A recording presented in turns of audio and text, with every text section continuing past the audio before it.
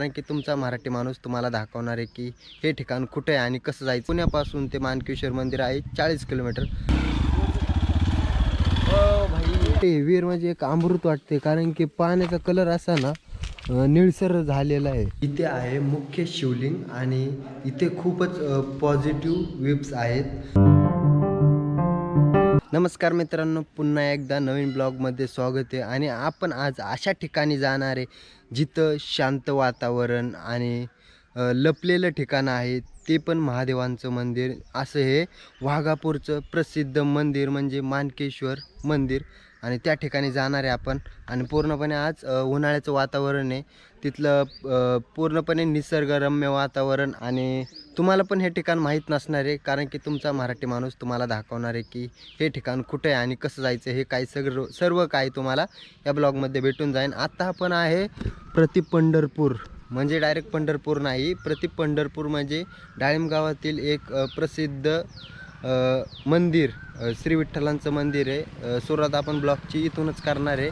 आणि पूर्णपणे पुण्यापासून हे मंदिर आहे कमीत कमी ना 40 किलोमीटरच्या अंतरावर हे श्री विठ्ठल मंदिर आहे। आणि आमच्या गावापासून तर ना मानकेश्वर मंदिर आहे फक्त 12 किलोमीटर, आणि पुण्यापासून ते मानकेश्वर मंदिर आहे 40 किलोमीटर। तर ना वाघापूर चौक आहे, इथून आज जायचं आहे आपल्याला। थोडं पुढं आलो बरं का, पण इथं ना मला असा रोड अडवला आहे, म्हणजे रोडचं काम चालू आहे। तर मागं पण पाहू शकता असं रोड काम चाललेलं आहे, आणि आपल्याला आता इथून हे कडेने घेऊन जायचं आहे तिथपर्यंत। हे पुढलं तर काय आपण झाड काढू शकत नाही, अशा पद्धतीने आपल्याला तिथून कडेने रोड बाय रोड काढायला लागणार आहे। आणि पुढं पण असाच कच्चा रोड आहे, पाहू शकता कच्चा रोड आहे अख्खा। तिथलं पण तुम्हाला दाखवतो की पुढं बंद आहे का चालू आहे का, पुढं काम चालले, हे सर्व काय तुम्हाला दाखवतो। भाई आता काय कळाना भाई जायचं कसं। तर हे बघा ना, ह्या रोडला जर गाडी खड्ड्यातनं घातली ना, आपल्या गाडीचं इंजिन खाली टेकू शकतं, त्यामुळं लय अवघड झाले। आता काय कळाना, हा रोड तर जाऊ दे, आता दुसरा रोड आहे त्या रोडने बघूया की कशा पद्धतीने जाता येतंय। नाही तर इंजिन लगेच टेकन येतं खाली। अंतर तर लय थोडं आहे, डबल टेबल बसलं ना डायरेक्ट 4च बोटं राहतात खाली। तर आपल्याला ना आता इथून फक्त जायचंय काही मीटर अंतरावर, म्हणजे 500 मीटर अंतरावरती ना लगेच मानकेश्वर मंदिर आहे। आणि एकदम वातावरण इथलं भारी आहे। पण बाकीच्या साईडला पाहू शकता इथं पूर्णपणे वातावरण असं वाळलेलं झालेलं आहे, म्हणजे। आणि तिथं बघा ना पूर्णपणे हिरवं झाडी वगैरे आहे।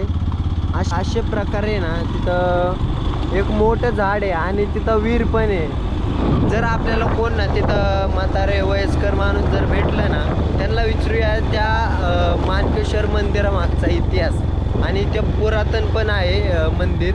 तर पाहूया विचारून की मंदिरामागचे रहस्य वगैरे सगळं काही त्यांनाच विचारूया तिथं गेल्यावर ना। आता तिथंच रोडला आहे। अशा प्रकारे आपण पोचलेलो आहे आता मानकेश्वर मंदिरामध्ये, आणि तिथं पण ना म्हातारे माणसं आहेत की त्यांना आपण पूर्णपणे माहिती विचारूया। आधी बघा हे वडाचं मोठं झाड, आणि तिथं विहीर आहे, आणि हे मोठं असं मंदिर आहे। तर ना आपण तिथून लगेच विहिरीपाशी जाऊया, बघूया विहीर। हे बघा विहीर, असं वाटते विहीर म्हणजे एक अमृत वाटते, कारण की पाण्याचा कलर असा ना निळसर झालेला आहे, निळसर पाणी झालेलं आहे। बघा पत्ते वगैरे पडलेत, पण हे पाणी पूर्णपणे निळसर झालेलं आहे। हे बघा वडाचं झाड पूर्ण पाण्यात गेलेलं आहे। चला आता मंदिराकडे जाऊया आपण। गाडी पार्क वगैरे भारी इथं आहे सिस्टीम सगळं, आणि एकदम थंड वातावरण आहे इथं। तरी तिथं काहीतरी ना शिजाय वगैरे काहीतरी टाकलेलं आहे, बहुतेक दुखतंय तिथं काहीतरी, आणि पालापाचोळा आहे तिथं। एवढं एक्सप्लोअर करायचं म्हणल्यावर गळा सुकणार, आणि मिरिंडा आणलेला आहे, शरीरासाठी चांगलं आहे। आणि 250 ml प्लस 150 ml असं काहीतरी वाढवलेलं आहे फ्री। चला आता ना गला सूखा हुआ है तो ठंडा पीना ही चाहिए, इसलिए हम पी रहे हैं। देखो सभी आनंद ले रहे हैं। पहिल्यांदा पाहिल्यावरच खूपच शांत वाटतं, पण जवळ गेलं ना तेव्हा आणि प्राचीनपणा जाणवतो, आणि एक वेगळंच वाटतं, काहीतरी असं वेगळंच फील वाटतं। हे पाहू शकता मंदिर, आणि हे पुढं उंबरचं झाड आहे।